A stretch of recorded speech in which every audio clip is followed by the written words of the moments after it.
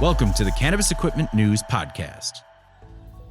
Hi, I'm David Manti, and welcome to a new episode of the Cannabis Equipment News Podcast. With me today is Brett Gelfand, Managing Partner of Cannabiz Collects. Thank you very much for joining me today, Brett. Absolutely. Happy to be here. Well, before we get started, please make sure to like, share, and subscribe to the podcast. You can also help us out a lot by leaving the podcast a positive review on whatever platform you use. If you want to email the podcast, you can reach me at david@cannabisequipmentnews.com with email the podcast in the subject line. You can also subscribe to our daily newsletter. Make sure you get it delivered to your inbox first. Brett, I always like to start with a little bit of background, and I apologize if I'm rusty because it's been a week or two since I shot one of these.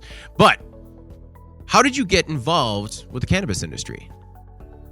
Sure. It was a wild ride from the beginning. It was actually my first job out of college. I went to University of Georgia with a finance degree, and I was always entrepreneurial. I was trying to find some way out of working corporate. I had kind of a job set up to do financial consulting, and I definitely didn't want to go that direction, on the corporate side.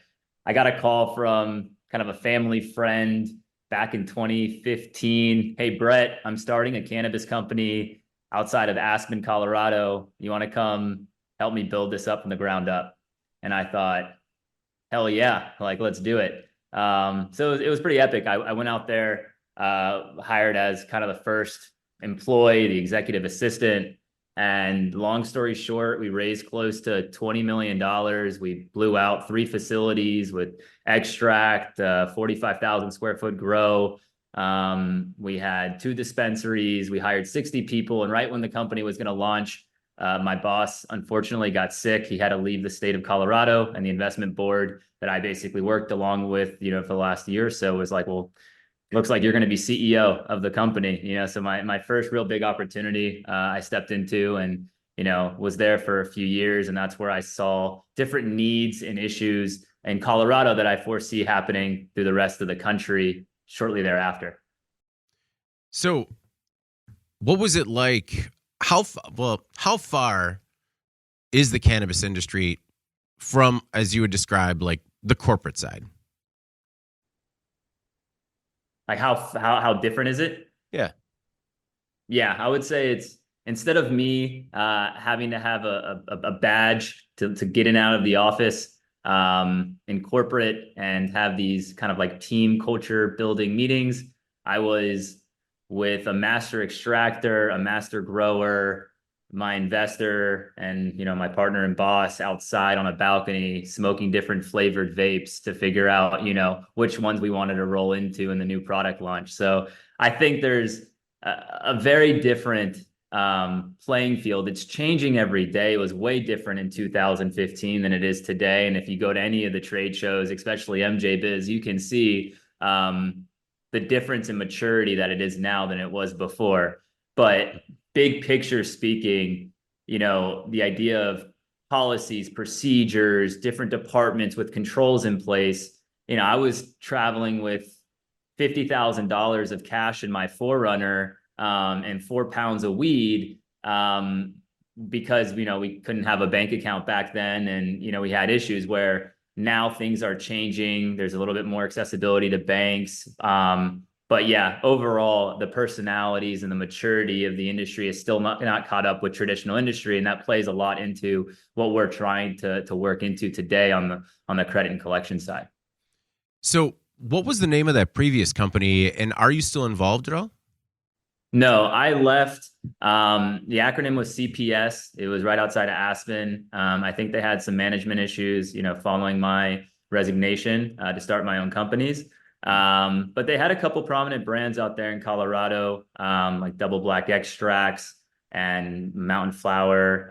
There's we built some pretty great brands, and we had really good product, and we had amazing facilities. I mean, completely from the ground up, all new equipment, all, state of the art, everything. And I think, in business, the reason that most companies fail is just because of the top, ownership, communication. And it's sad because a lot of great products go to fail. A lot of great companies go to fail just because, unfortunately, sometimes the partners, the managers, the investors just can't really get along, like in any partnership or relationship in general in life. So, yeah, I'm not sure where they're at today, but I left in 2017, so it's been a minute. So when you left in 2017, at what point did you realize you wanted to step out on your own and start your own shop? It was actually while I was still out there. Kind of two things happened almost in tandem. One was, we were developing new products out in Colorado to try to compete with some of the big, Denver, Boulder grows, the Native Roots of the world, the Live Wells of the world, and like, how can we be competitive? And one thing that I saw out there was like the pre-roll market was very limited, just selling single tubes. It was kind of a way to test yourself into buying an eighth or buying an ounce. And it kind of hit me one day, I was thinking, why don't they sell packs of joints? Why is it always singles? And the big reason was that there wasn't packaging. There wasn't child resistant compliant packaging that could hold more than one pre-roll at a time back then. So my first light bulb went off and I thought, damn, I got to create a child resistant container that holds more than one joint.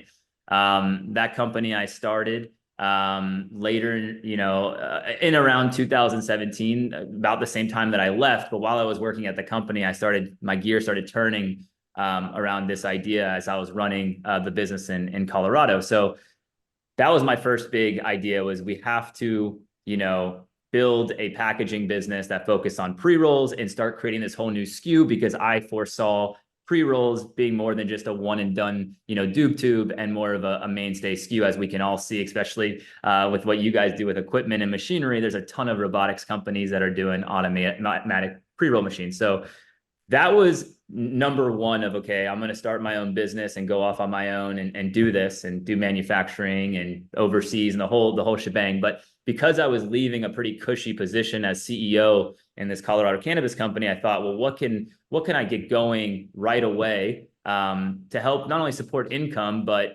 fix another need? And the next day I went to the office in Colorado, and my big task of the day was trying to get retailers to pay us, because we were one of the first ones to extend credit terms in the industry.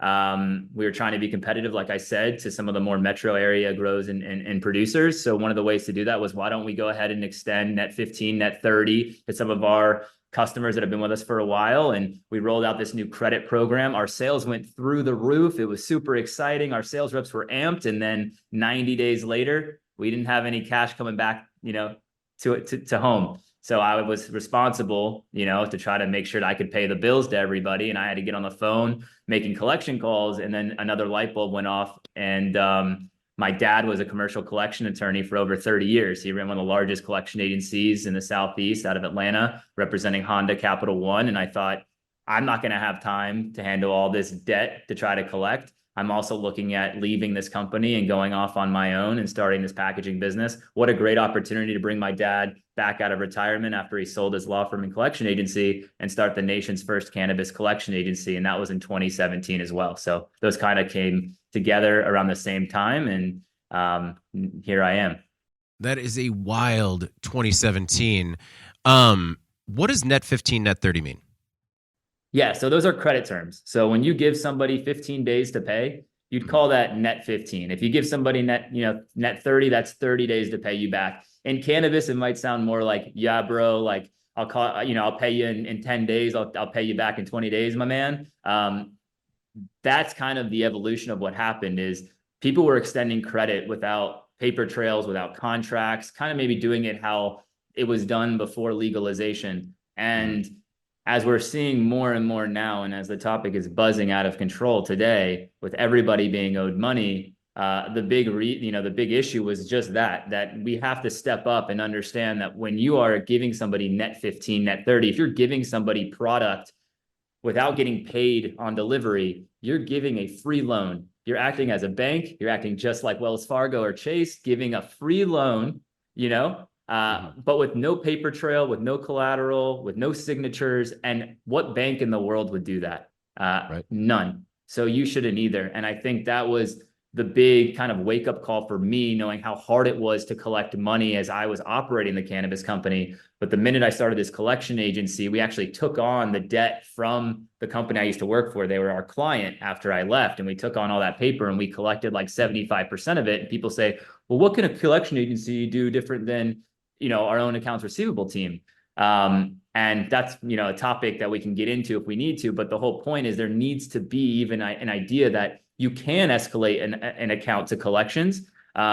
that is an option in cannabis today. You know, you don't just have to try to sue. And if you do sue, it's not always a good idea to spend a bunch of money on lawyers and try to acquire a judgment without any, you know, actual guarantee that you're going to get paid, where you could be throwing a lot of good money after bad. All these things, you know, are maybe not the sexiest topic, right? But they're probably one of the biggest issues today of why cannabis companies are going out of business. And it maybe strangely fuels me to help educate people on this topic, because it's not fair for the good actors to go out of business when they could just make a couple, you know, tweaks to their operations and their controls to ensure that they have proper cash flow to pay for their expenses and stay competing in this game. And we definitely will get into that.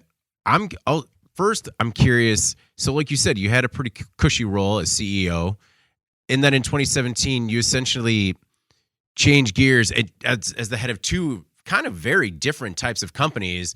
What was that like, making that transition and you kind of making sure that both succeeded? Yeah, it was a little bit scary. I mean, I would say it was scary to leave. I liked the cannabis industry in Colorado. I was starting to make a little bit of a name for myself. I was still young, so I was, you know, doing my best. It's always kind of a weird situation where you have a lot of people working, you know, maybe for you that are a lot older than you. And I was still trying to find myself as a leader, as someone new to the industry in Colorado. And I was enjoying it, really kind of, you know, up for the challenge. But I didn't have equity in that company. It wasn't my business. And ever since I was little, I always wanted to, you know, I've always ran my own businesses and I've always wanted to be entrepreneurial in my own endeavors. And I didn't want to you know, essentially have a boss for the rest of my life. So it was scary, but exciting. And I think the two different ideas I had enough legs because I was lucky enough and fortunate enough to have had that experience in Colorado, where I had direct feedback from the people I worked with, from clients, where I felt good enough that I was on a track to make them successful. And it was funny, you know, the first couple conventions I went to, I had one booth to try to save money and I was pitching pre-roll packaging. So, hey, do you sell pre-rolls? And someone will be like, nah, I don't sell pre-rolls. Oh, well, are you owed money? You know, just hustling to try to figure out, you know, which angle I could help them with. But at the same time, I was, you know, first year getting going, and trying to cross-sell those things was a challenge. But thankfully, now, you know, we've been able to set up, you know, the businesses in a really nice, professional, steady fashion that is just set up for scale. So it took a while, but it was a fun ride. What is the packaging company? So the packaging company was called Packcase. I actually sold that business last year. It was in 2022. I sold the business, which was like I mentioned, the first child-resistant multi-pack for pre-rolls. You know, we landed our first deal with Canopy Growth Corporation and got an exclusive in Canada to work with Leaf Spy Snoop and Seth Rogen's House Plant and these amazing brands that it was just perfect timing. 2018, having a child-resistant pre-roll packaging option that it wasn't, you know, Health Canada didn't have any other options other than a single doob tube. So it was just perfect timing for us to be into the market with a new SKU, with a new packaging option. And we built up that business for about 5 years. And I thought that I wanted to spend most of my time focusing on the collection space and dedicating 100% of my energy, because I feel like now more than ever, people need help collecting money, making better credit decisions in place of paying for more premium packaging options and having higher end packaging. That's a much harder sell today than it was, you know, a couple of years ago. So I kind of did my best to take my chips off the table there and focus my time and energy on what I think even fuels me a little bit more. It's really trying to help, you know, good operators make good decisions. Why does it fuel you more? So I've been there, you know, I've been there. I think everyone that I've talked to has been owed money, either in a personal capacity or a business capacity. And it's strange because my dad was a commercial collection attorney, like I said, for basically my entire childhood, and always wanted me to take over his business. And the last thing in the world I would ever do is take over a collection agency for my dad. Like, that was not an option. I do not want to be a debt collector. I don't want to run a debt collection agency. But then after my experience in Colorado and meeting a lot of industry friends and contacts, I realized how big of an issue this is, specifically in cannabis, and how there was an opportunity for me to kind of change the narrative of collections and this might be a little tacky, but like I really wanted to make collections hip, cool, different, unique, sexy in a way. And the way to do that, I thought, was, well, let's really serve an industry that desperately needs it, and let's market to an industry that desperately needs it, and let's do it better than any other, standard collection agency. Like, my dad's friends were back in the day, the older folks that have been doing this for, 50, 60 years. I wanted to kind of really find a way to change the narrative of what it means to escalate your accounts to collecting debt, and how that, when we collect money for our clients, especially some more of the mom and pop clients that we work with, some of the local growers, many times we're literally saving their business. And, it can sound altruistic, but I mean, that's the feeling that I get sometimes, because we only get paid if our clients get paid, right? So we lose if you lose.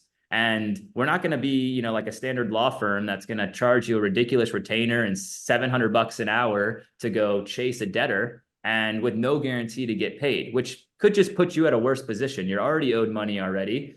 What's worse than spending, thousands of dollars on legal fees without any guarantee that you're going to see a recovery at the end of the day? For us, working solely contingency, I truly feel like we're part of your team. And if we win for you, we're not only making sure that you keep a foot in this race, but then we're participating in your success. And for me, there's nothing better than making sure that we can mediate issues with debtors. Not all debtors are bad. Sometimes debtors have issues. They can't pay their bills. And the ones that are respectful and cooperate with us, we're just as respectful and cooperative to them. And we're basically, mediating and working out issues that takes a lot of time in order for them to reach an agreement, payment plan, settlement offers for both parties to move on and keep this industry rolling. When people are stuck on like, if they should pay their bill, they don't feel like they should pay this much. They don't feel like the product was good enough, so they don't want to pay, but someone's not able to communicate there. People get glued, they get stuck, and it just stops and halts all movement. So I like the idea of moving things forward, working out problems, and really helping the good actors in this space, continue to grow and like I said, have a leg in the race. Have you made cannabis debt collection hip, cool, and sexy? I'd have to ask someone else, right? I don't know if I can stand by that, but I will say that I think we've been able to create a narrative of debt collection that is different than the standard of what a debt collection agency does or is. I think because of our industry expertise, we can speak the lingo. We understand the different players in this industry. We're not going to be like the typical corporate or traditional guys or women or whoever out there that are going to go out and say, yeah, cannabis, it's a big opportunity. Like, we want to get inside cannabis, and oh yeah, we feel like there's some states that are going to go legal soon. No, like you really need to understand how the intricacies of this business work in order to mediate some of these very technical situations. And I think because of that, call us hip, cool, or whatever, but I think we're relevant. I think we're relevant to this industry, and I think that's what leads to our success versus anyone else that tries to do what we do. Does the cannabis industry have a problem paying its debts? 1,000%. Yes. 1,000%. And it's been a problem that, I thought could happen. I didn't think it would happen this bad nationwide. It was happening to us in Colorado. And shortly thereafter, California, has become the worst. And other, now eastern states, Michigan, Massachusetts, are following suit. And there's a multitude of different reasons of why this is happening. I can try to sum it up, like, where number one, banking is a problem. So companies are forced to essentially act like banks and extend credit, because the movement of money in cannabis, as we all know, is not as free as other industries. To get a loan, to get funding, there's some great funding partners in cannabis that I advise people to go out and find if they're looking for capital. It's just not as easy as it would be if you had a banking relationship and said, hey, can I get a small business loan, or can I get some operating cash for XYZ? It's not as accessible. So that's one reason that a lot more cannabis companies are extending their own trade credit between each other. And then the other part of this is just because of the youth of the industry, and some, we're maturing fast, but because of the immaturity a couple years ago, where, for example, we didn't have a full-blown AR team, credit collection team. We didn't have the resources or even the understanding at that time in Colorado that we needed to have all these checks and balances around credit collections to have our sales rep offer 15 days for a client to pay us back.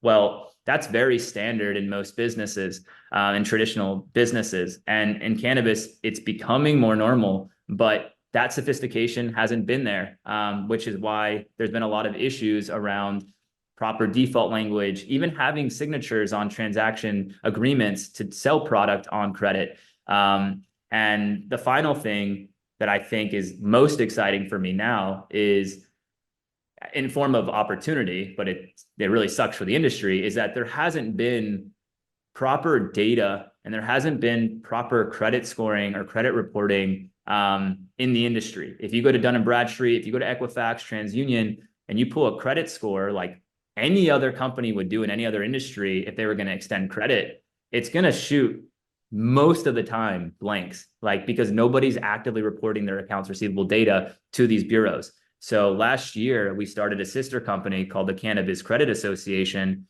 to tackle this problem head on.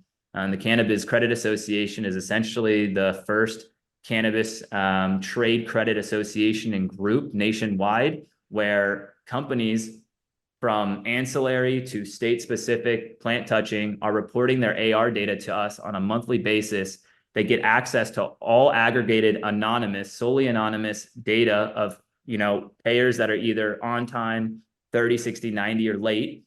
And because of our partnership with Cannabiz Collects, there's now access to over $100 million of debt that's been submitted to a third-party collection agency in every state. So you can make sure that you're doing a proper credit check before you go out and extend terms, where you at least have something to look at and monitor before you just freely extend terms. And this is just the beginning, where our whole goal is to build the most robust credit reporting, scoring, monitoring for cannabis in order for companies to do better business. And we're super excited about that, because as much as I love collecting money for our clients, I would love to help prevent as many issues in the future if I can, by giving tools, data, and a community to help prevent the problems before they start. So how do cannabis operators join the Cannabis Credit Association? Yeah, it's pretty easy, and it's a good time because we're still offering what we call our founding membership spots to get people on board, get enough data to make it useful for everyone.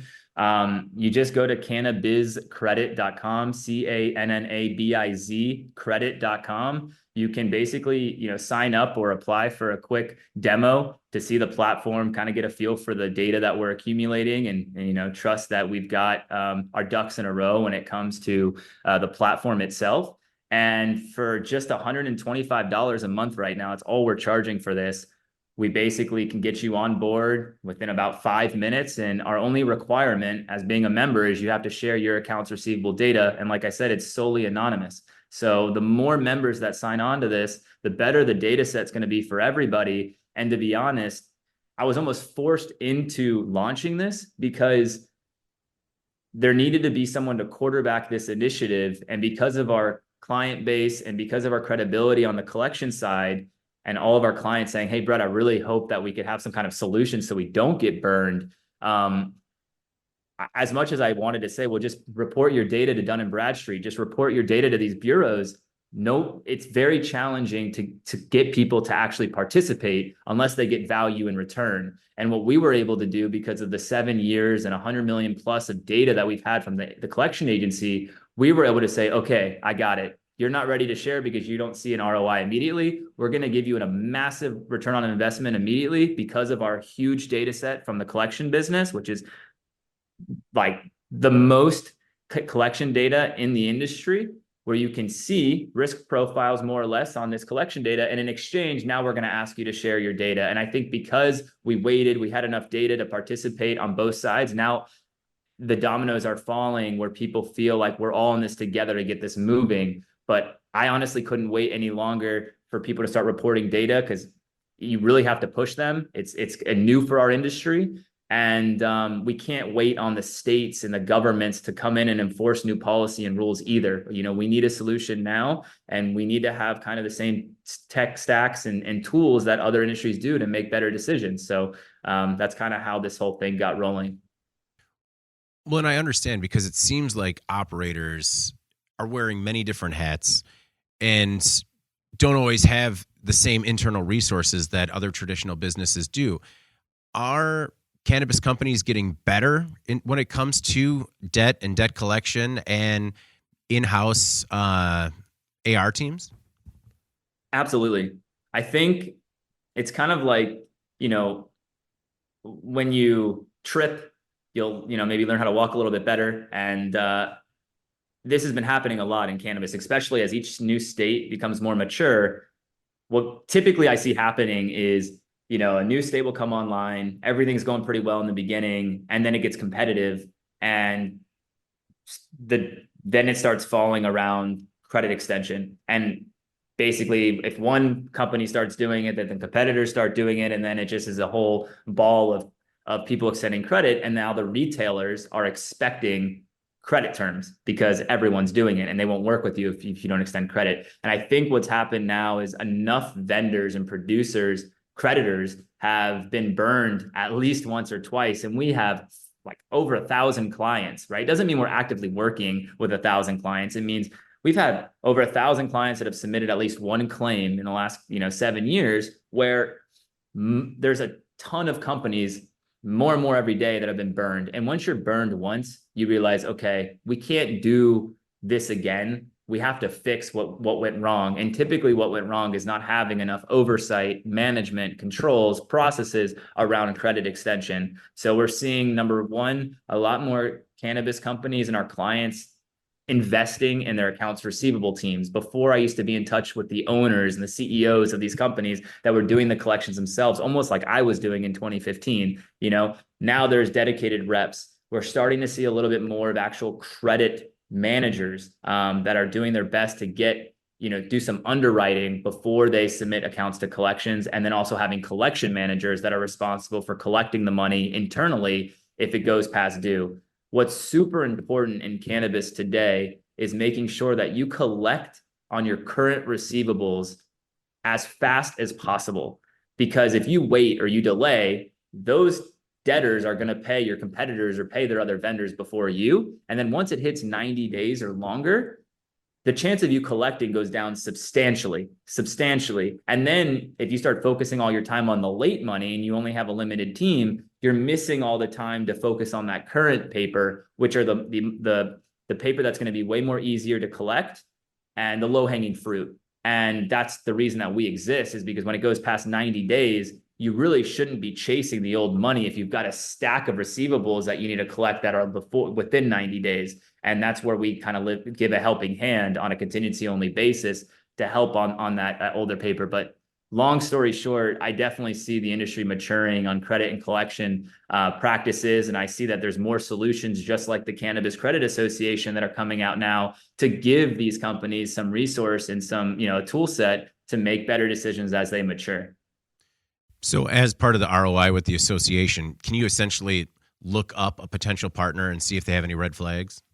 Exactly. Yeah, you can look up a company and you can see if they've been on, a debtor database or the member accounts receivable database. The member AR database is full of, current accounts, 30-day, 60-day, 90-day, right? So it doesn't mean that if you're on the list, you're a bad actor. It basically means that you have some visibility with other members to share information together freely, so you can make your own decisions. If somebody asks you, they want 10 pounds of weed and they want it on 30-day terms, instead of your sales rep just getting excited saying we have to take it, that's a huge order, you can do a quick check to say, what's our risk here? What are we risking? Have there been any other competitors or companies out there that have extended terms to this company and they're late? Because if they are late, the sale means nothing if you don't get paid on it. You know what I mean? So if you're getting, a $50,000 order, yeah, it looks great on revenue, but if you're not getting the cash in the door, it's dead money. And I think it's really important for people to understand that and to be careful. And I know it's hard. I've been there, like, you're trying to impress investors. You want to increase your sales. You have customers that are promising you the world. They say that they're going to be buying XYZ. And then you have to ask them to sign paperwork, personal guarantee language, default language. No one wants to do that. So you just have to have policies in place to say, okay, when are you going to, mandate signatures? And I recommend it for any time you extend credit, but I know that there's special cases, but at least do some kind of credit check or, reference check to make sure that you're not blindly giving out free money. Yeah. It sounds like too many people just trusting their gut still. Way too many people trusting their gut. Exactly. So what was it like pulling your dad out of retirement? And was he a little reticent since it was the cannabis industry? Yeah, well said. I think it was pretty funny actually, because he calls me the day when I was making those collection calls and I was getting frustrated, and he calls me that night and we were talking and he's like, Brett, I'm so bored. Like, I don't know what to do with myself anymore. I'm playing golf every day. And I was like, Dad, it sounds like a first world problem, man. Like, you built a great agency, you sold it, like you hit retirement. I don't know what you're looking for, but I could really hear it in his voice that he was like really upset. And I think it happens to a lot of founders that, exit their companies, or, retired people that leave their jobs. And then they realize, what am I going to do for the next 30, 40 years? So that's when the light bulb really hit me, because earlier that day I was like, oh my God, I'm so sick of, making these collection calls. And now my dad has, wants to do something with his life and he doesn't know what. And the first thing I said when I called him, I think a couple of days later, when I really thought I wanted to get this thing off the ground, he was like, what do you mean collections in cannabis? Like, it's an all cash business. What are you talking about? Like, it makes no sense. Like, you just tell me, Brett, that you're driving around a bunch of money in your car. Like, what do you mean it's credit? So I had to explain to him that just because it was an all cash business, it doesn't mean that cash was being given to you on the spot on delivery, which is credit terms. If you're basically delivering a product with the promise to get paid later. And after a couple conversations, I had to explain it to him, and yeah, he definitely was more on the traditional type, working like, more corporate paper. And after conversations and him knowing I was out in Colorado and understanding, my experience and what I was doing out there, he ended up getting really excited about it. And, now he's known as, the cannabis collector, guy. He's really known as the one collecting the money in this industry. And, we've really fallen in love with it, because I think for him, just like I said earlier, he really feels good about what he's doing. He's working for a lot more smaller companies. A lot of people that really need the cash versus some of these big corporate clients he used to represent in the past. And he's making a direct impact. Yeah, it's been a fun ride working with him, honestly, so far. It's been fun. And he's still involved with the business? He is. Yeah, he is. So did you have any issues in terms of what I have to imagine he brought more of an old school approach to debt collection, and you had your ideas as to how you were going to change it up? Did you guys clash at all in terms of, the company's philosophy? I think in most partnerships there's clashes in ideas and philosophy. So it's a good question, especially when it's a family member. There's a personal component where you kind of really know each other at the same time, so you have to figure out how to kind of work together there. But to be honest with you, it's been honestly very easy so far getting to where we are today. He built an incredible business in the past, so it was a trust factor there of he knows what he's doing when it comes to collections. I think sometimes it's hard for people, some clients, some debtors, just to understand the personality of someone that's on the phone all day collecting money, being told really bad words every day and being told to, get out of here. And I'm not going to cuss on this podcast, but there's a lot of, foul language, used at debt collectors. And that leads to a lot of stress. That leads to, an unpleasant work environment. And that also leads to someone that has, a personality that you need to have in your corner if you're going to go after someone that owes you money and that's refusing to pay you. So the only times that I think we clash is I'm way more of the easygoing, positive, let's go. And he's way more direct, more of the attorney figure in the relationship, and the way that we handle communication externally, internally. That's been the only thing, which is it's common for really anyone that's been practicing, debt collection for 35 years. I think anyone would understand that. So one of my first jobs out of college, I managed a cash store, and a big part of that is debt collection. And I mean, you're right. You hear vile things as you're calling people trying to collect. And, you know, do you have one that stands out that you'll always remember? Because for me I remembered I called this guy and it was like, you're calling him all the time. It was before they kind of changed the rules as to how many times you could contact him. And he just goes, "Nah, David, money's funny right now, and it's not going to be any better." And I just remember him saying, like, "The money's funny, don't call again." And it like burned in there. Like, do you have one in particular where you heard the reason or the excuse and it stands out? Honestly, because I don't do the collections myself every day, it's harder for me to pull a story. Okay. I'm sure if you ask anyone on my collection team, they could give you countless. I think for me, the funniest thing that stands out is when, when I go to these trade shows and I have debtors come up to us and actually be like, "Oh my God, your Cannabiz Collects? Like, you've been calling me for months." And then the surprising thing is I'm like, "Oh my God, like, here we go. I'm about not to hear the end of it." But then many times, and this isn't like a self-promoting advertisement here, but many times they're like, "Oh my God, thank you so much for helping me clear up the debt that I owed you, to owed your client. Like, I was just overwhelmed. I had too much to do. And thank God that you guys stepped in, because I just didn't have time to like kind of manage all the money we owed people." And I'm like, wow, like that's also a big kind of light into what's happening as well. And the sympathy that we really have a lot with the debtors is like, they also are running young companies with limited staff, maybe poor management on the financial side. And sometimes they get into problems and they don't have an accounts payable person or somebody on their team to like really help clean up the mess on the payable side. And when someone like a debt collector like us comes in and we try to figure it out and make sure that they answer their calls and make sure they pay their debt, surprisingly enough, sometimes when I go to these trade shows, these people are really happy.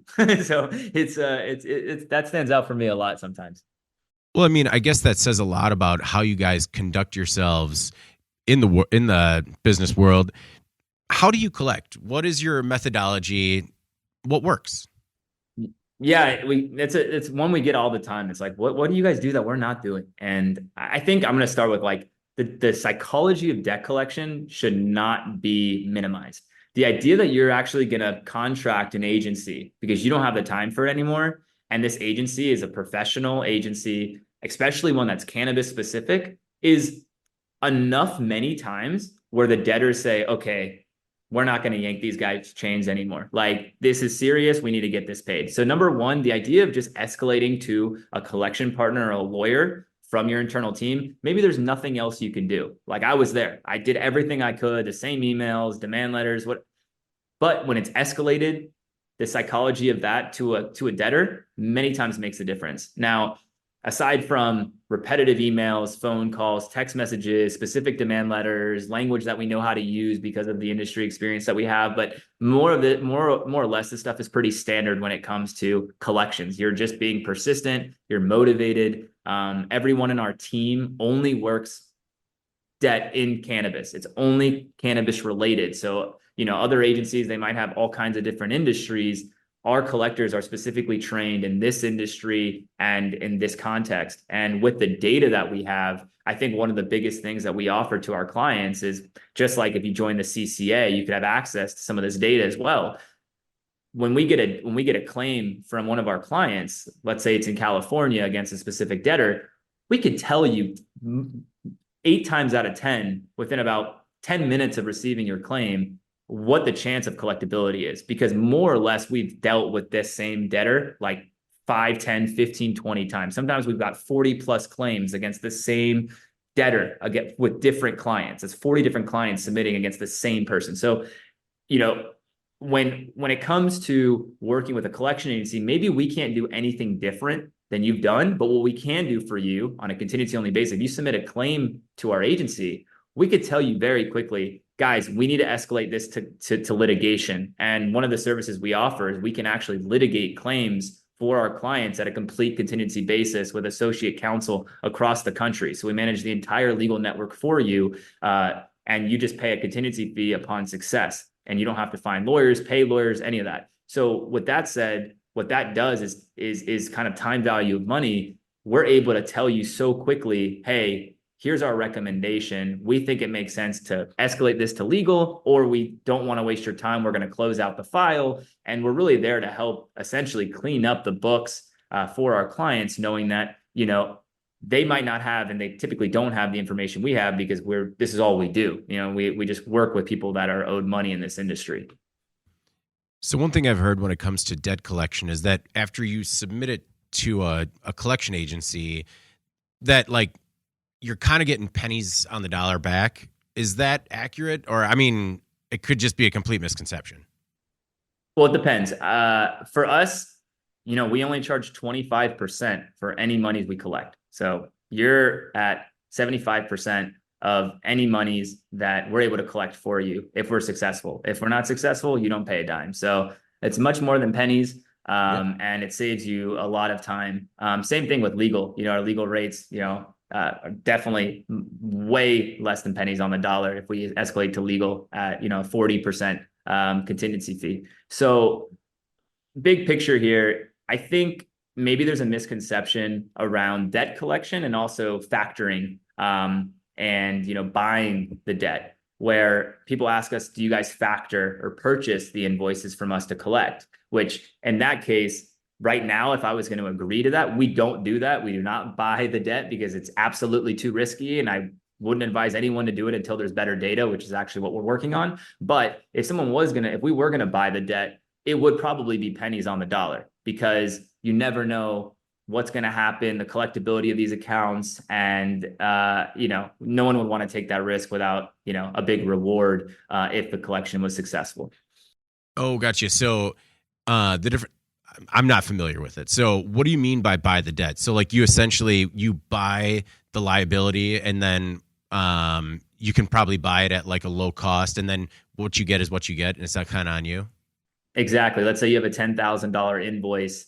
At the standard way that we would work is, okay, David, submit the $10,000 invoice. Whatever we collect, we'll charge you 25%. If we can't collect, you don't pay. That's standard. Now, if we were a factoring company, if we purchased the debt, we would say, okay, David, we're going to buy that $10,000 invoice for you at 30%, at $3,000, now 70% discount. We'll buy that debt for you. This gives you the cash in your pocket immediately because you need it, right? And you don't know if you're ever going to get that money in the future. And then we'll go and try to collect it. And right, if we can collect it, the $10,000, then we made a $7,000 spread. We don't do that. Those are just hypothetical numbers. But that's how typically it works. And I have heard that there are some companies and finance companies that are maybe starting to dip their toes into factoring. But even factoring companies are going to need collection agencies or have their own collection department to go after and collect the paper, where it's all about if you can collect or not. And that's the tough call today in cannabis. Well, returning 75%, I understand how that can make a huge impact, especially for those mom and pop shops.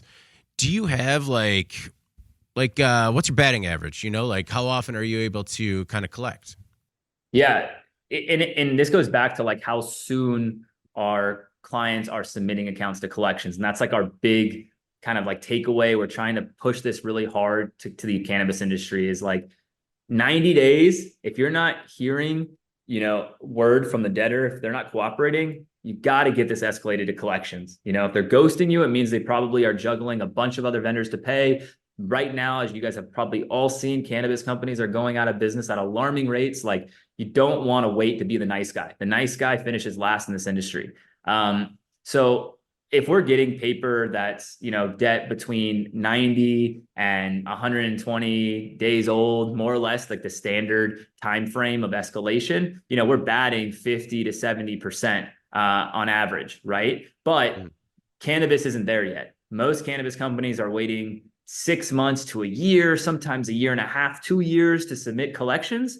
And when people ask what's our average, well, if the majority of accounts coming in are a year old, many of them are out of business. We're more at like what a standard, if you look up like standard collectability for collection agencies, it's close to about 20%, 23%. And we're batting right around 20%, with those older dollars, those older paper, where, obviously that hurts our chances of collection, but and more importantly, it hurts our clients, because if they're only going to get their money collected 20% of the time because they're waiting, the lesson here is you need to submit your accounts to collections sooner. And that doesn't mean that you're going to basically be giving a free ticket to a collection agency and basically a free handout. That's not what we want. We don't want to be taking money out of your pocket. We want to make sure that cannabis companies free up their time, their resources to focus on current receivables when accounts that have gone silent and past due have stopped responding. Don't waste your time hoping for a prayer. You need somebody to save your time and to work that file for you consistently and recommend litigation sooner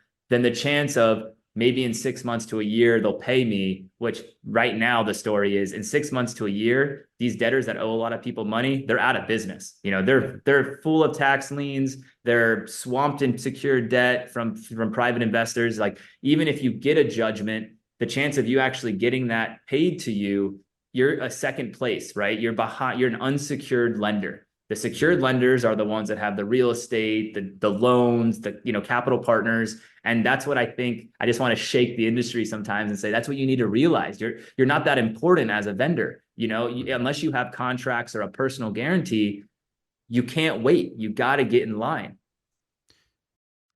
Do you have any tips as to how to avoid unpaid invoices? I mean, I think it's a great tip that, once you reach the 90-day mark, like, you got to hand it off and you got to do it quickly. Do you have any other tips that you could share, or, steps that people should take when it happens? Absolutely. I think number one, do not have your sales team work as your accounts receivable department. You need to have at least a contractor, or if you have the resources to have a full-time collection manager, you need to have somebody dedicated to collecting money if you are extending credit, period. Your sales rep should be focusing on new money, and your collection team or accounts receivable team should be focused solely on collecting old money. I see way too often our clients have their sales reps making collection calls, and it's so productive, and you're missing opportunity to bring in good clients while you might not able to collect the older paper. That's one. Two, you need to have paperwork, period. Like, when you do a deal and you sign up a new client, if you're gonna extend credit, you have to have some sort of a credit agreement in place. At least if you're not going to take the time to do a credit check, and you're not going to take the time to put together, really robust language, at least have something that has their signature on there, that that your expectations are set clearly, and that there's interest language that you can charge interest, and you can also have default language where you can charge cost of collection and cost of legal if they default. These are very simple clauses that you should have in your agreements if you're extending any sort of credit. And, other than making sure that you've got a process in place where, at 15 days at past due, here's what's going to happen. At 30 days past due, here's the email that's going to go out. At 45 days past due, the CFO is going to, escalate to the CFO. Like, have an escalation process in place. My final thing that I really recommend is, finding a platform, tools, or solutions like the Cannabis Credit Association to use in order to make credit decisions. If not, don't do credit. Just try to stay COD. If you're not doing the proper underwriting, and you're not doing your best to act as a bank, like a bank would do, you're not going to go that far. I know it's unreasonable to ask for that, but at least try to find some tools, reference points, communities to check before you give out your money to somebody else without collateral and without any kind of recourse if they don't pay. That's the most important thing for me.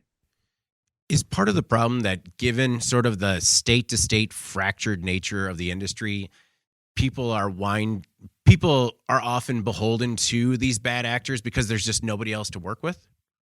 Yeah, that's been a huge problem, 100%. I think there's some big retail chains that there's specific names out there that I think a lot of people have been talking about lately that have almost used this as like almost a Ponzi scheme to basically use vendor financing, where you'll get credit from your vendors. You'll use the product to sell, use that cash to grow your business, and then either not pay your bills or do mass settlements and basically offer all of your vendors like 50% on the dollar just to get them some money, which it's very shady business. But unfortunately, like you said, it beholds these vendors to kind of, bend to the knee to these dispensaries when they've got tons and tons and tons of vendors after them for money. So it's actually pretty easy now for some of these dispensaries to say, oh, we're going to go out of business. We can't pay all of our bills. So we'll offer everybody, 50% settlement in order to clear up this balance and continue doing business together. And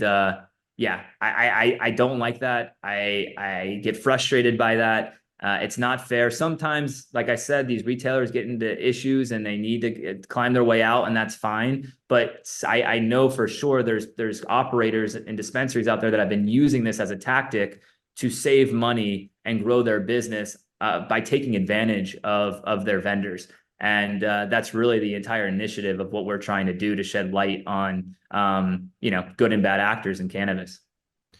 You'd recently announced a partnership with Cannabiz.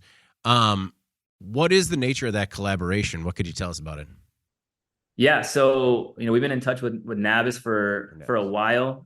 We highly respect what they've been doing in California, and they're also expanding into other states as we speak. And they've been one of the first distributors that I've seen that have really taken a hard stance on collections for their partners. They really try to step in and make sure when their brands are doing deals with dispensaries, and they're obviously middlemaning as the distributor, that they're helping to their best of their ability for their brand partners to collect their money. Cannabiz even has their own accounts receivable, team that works on behalf of their brand partner to collect money. And where we step in is if Cannabiz is not able to collect, and they've done a phenomenal job themselves already, collecting a majority of the money owed to their brand partners, we're there as a backup contingency plan for their brand partners, for Cannabiz to then submit those accounts to our agency upon their brand's approval.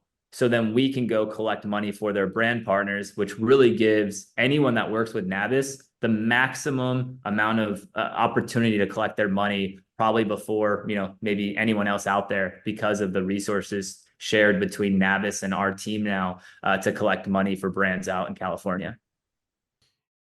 One thing you had mentioned is the litigation side of things.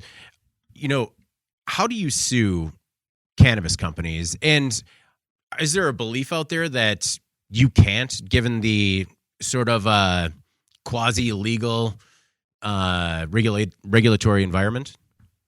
Yeah, that's been kind of a myth or a gray area, I would say, for a lot of operators and just industry professionals, not knowing, what's right and what's legal and what's not legal. But to be very clear, if you're operating in a state and someone owes you money, you're under a legal cannabis state. You can absolutely sue a cannabis company for not paying their bills, 100%. Same way you'd sue anyone else. You can get a judgment. You can go after the judgment. That's a conversation for another day of how that works, but it's a long process. And there's even opportunities where once you get a judgment, a sheriff can go to the dispensary and basically, take out the cash from a register in some states. So there's ways that you can garnish bank accounts and all these things in the legal process once a judgment has been acquired and awarded by a state. Now, the one difference, and I think that's the confusion, is cannabis companies cannot file for bankruptcy because bankruptcy is a federal division. And as we know, cannabis is not legal federally. So the difference is when someone says they're going bankrupt or a cannabis company is going bankrupt, send me that email or show me how, because it's not really allowed. It's not part of the federal government to allow cannabis companies to go into bankruptcy. But what they have in place of bankruptcy is what they call state receivership. There's been a lot of articles lately about companies going into receivership. It's basically the state's way of conducting bankruptcy. So if you are a company and you have a ton of debt and you're basically, you're going out of business and you can't make it, you would essentially appoint a state receiver and go into receivership, and the state will appoint a receiver to take precedent in your business that has a bunch of debt and help you liquidate those assets and pay off the creditors that are owed money. And as I mentioned earlier, most of the time there's not going to be that many assets left over. They're going to be paying the secured creditors, the big capital, secured lenders, real estate, things like that. And the unsecured lenders, the brands, the ones that just have invoice for product, typically get pennies on the dollar once an account goes into state receivership. I'm going to guess, just because you've mentioned dispensaries multiple times, or I'm going to guess it is dispensaries, but what side of the business has the biggest problem paying their bills? Yeah, dispensaries, and especially retailers in California. But what happens is it's a domino effect, and it happened to me in Colorado because we were owed so much money from dispensaries. We had about $500,000 owed to our company at some point. I mean, it put a lot of stress on us to pay our bills, which meant bills to grow supply, machinery, marketing agencies, staffing, all the different vendors that we used to then produce the product to sell through dispensaries. It ended up having an issue on our accounts payable to pay our vendors. And that's what is the name of the game now here in cannabis, is the dispensaries are owing a lot of the producers money for a multitude of different reasons. I think there's a ton of good acting dispensaries, but there's a ton of tax issues. There's banking issues. There's so many issues in cannabis that we need to fix. But what's happening is it's causing financial pressure for for dispensaries to pay their bills to vendors. And then because of that, these vendors, these producers, cultivators have issues paying their bills to all these other ancillary providers and even publications. Let's say someone wants to, market or do some advertising with you guys, and then they don't get paid by all their dispensaries or from their customers. Now you guys might be owed money. And it's unfortunately been a viral subject in cannabis lately. And I as much as it's been fueling the growth of our business, which, I'm not going to lie, that's obviously been great personally for the industry and for our business, because the quality of the claims continue to go down as there's less money circulating. We want the quality of cannabis business to improve. And with that, we need everybody to work together to kind of understand what credit and collections even means as a starting point. Well, I guess we know who to call. Do you only work with licensed operators in licensed states, or do you work with, Delta 8 shops or people in the CBD market? We've done some work in CBD. We found that the CBD or smoke shop arena doesn't have the same sort of problems as cannabis THC. I think it's because maybe there are more mature markets that have been around a lot longer. I mean, a lot of these retailers are like the smoke shops or convenience stores. And from my conversations with them, they're like, no, like we never do, we never get credit extended to us, or the vendors that are selling product to those smoke shops say we would never extend credit to one of these retailers. That's been my personal experience and what I've heard. And I think because of that, the biggest issue is just the youth of the cannabis stores and the cannabis companies maybe not having that trauma or not having those issues to kind of improve. I want to be clear, I don't think that by going COD only is the solution. I think this world is run on debt. I don't think debt is a bad thing. I think leverage is extremely powerful and very important for business, as we all know, and for countries. But I think to extend debt and to extend credit, there has to be more of a focus on how to do it properly and how to do it the right way versus blindly telling someone they can pay you in 30 days. I think that needs to end. As an entrepreneur, do you have your eye on your next big project? Right now, I'm all in on kind of focusing and doubling down on the collection and credit space here in cannabis. And really, the next big thing for us is the credit reporting and credit scoring through the Cannabis Credit Association. It's a brand new platform. We just launched it later last year, and we're signing up members every day across different states. And for me, it's just getting as many members as we can on board, because the power of that community, I really believe, is going to change this industry for the better. I really do. And I think without it, if let's say we decide to shut our doors tomorrow, I think it's going to be a massive issue until somebody solves this. And I am extremely engaged and optimistic about what we can do to kind of move this industry forward by use of this association. No, I'm honestly, I was glad that you shared that. I'm really excited about the work with the association because, as you said, there is a demand for it, or definitely need for it in the industry. Brett, thank you very much for taking so much time with us today. I really do appreciate it. And it's a part of the business that we haven't covered as much as well. Before we get out of here, is there anything else that you want to make sure the Cannabis Equipment News audience either knows about yourself or Cannabiz Collects? I mean, I would say feel free to connect with me on LinkedIn, at Brett-Gelfand. I've been loving LinkedIn lately. It's been a great platform, especially in this industry. I would love to connect with you. I'm extremely open to helping with questions, concerns, updates. If there's a specific situation you're going through, we're a very consultative agency, and we don't bill for our time at all. So, connect with me, and let's get you signed up for the association as well, because I think the power of numbers is going to really play a big part in this. Well, Brett, thanks again for taking the time, man. I do appreciate it. No, thank you, David. This has been great. I appreciate it. Well, before we get out of here, please make sure to like, share, and subscribe to the podcast. You could also help us out a lot by leaving the podcast a positive review on whatever platform you use. If you want to email the podcast, you can reach me at david@cannabisequipmentnews.com with email the podcast in the subject line. You could also subscribe to our daily newsletter. Make sure you get it delivered to your inbox first. All right, for Brett Gelfand, managing partner with Cannabiz Collects, I'm David Manti. This is the Cannabis Equipment News Podcast, and we'll see you next week.